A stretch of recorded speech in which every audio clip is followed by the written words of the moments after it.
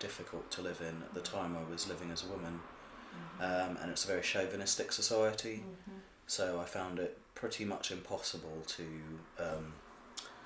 really deal with the culture over there. And also, as I identify as male, over there I was very clearly female, so they don't have the same sort of visual requirements for females that they have in this country. If you're anatomically a woman, then you're a woman, and that's all there is to it. Yeah, I identified for male as a child. My earliest memory of identifying as male was in Montessori school, when I proclaimed to my teacher that I wanted to be a boy. So I never really identified as a girl. Up until the age of 11, I was quite happy to be as I was, because I was being identified in what I perceived to be a male way anyway. Yeah. But as soon as I started to develop as a woman, then it became much more difficult, because then I had sexual attention, which I didn't want from men, and it became very confusing, because obviously it wasn't the body I wanted. So my gender identity is way more complicated than just being a man. I'm male identified, which in a gender binary society means that I identify as male, or I'm identified as a man. But I don't consider myself to be one or the other, so I sort of sit in the spectrum, not in the middle, more towards the masculine spectrum, but I consider myself to be male and female, really.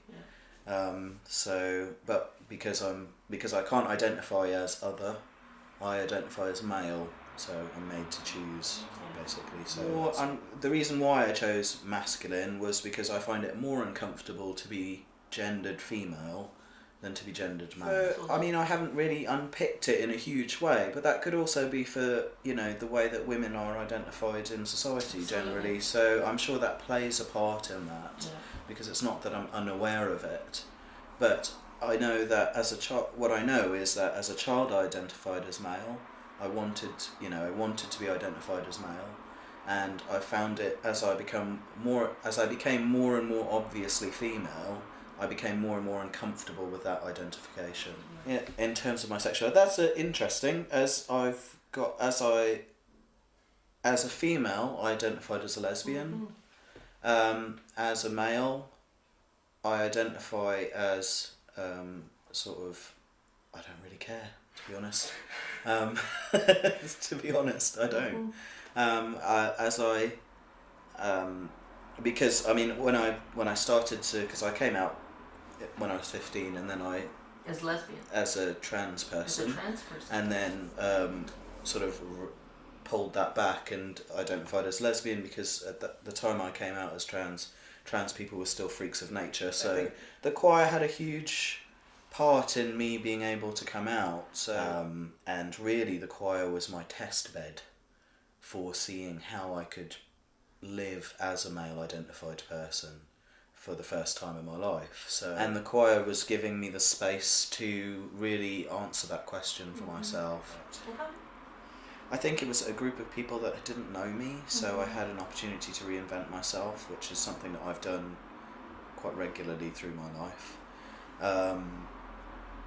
And people were generally quite willing to allow me to explore that identity. There wasn't really I didn't really have anyone who was completely sort of outraged by my identity change, and people who were finding it a little less comfortable than others just sort of moved back, as opposed to getting in my face. So it was really, I had people in that community who were supportive of what I was doing, and sort of had their own stories about how they could relate to what I was going through, so that gave me the sort of support to come out at work, which was a required step for my gender, sort of journey in terms of medical recognition.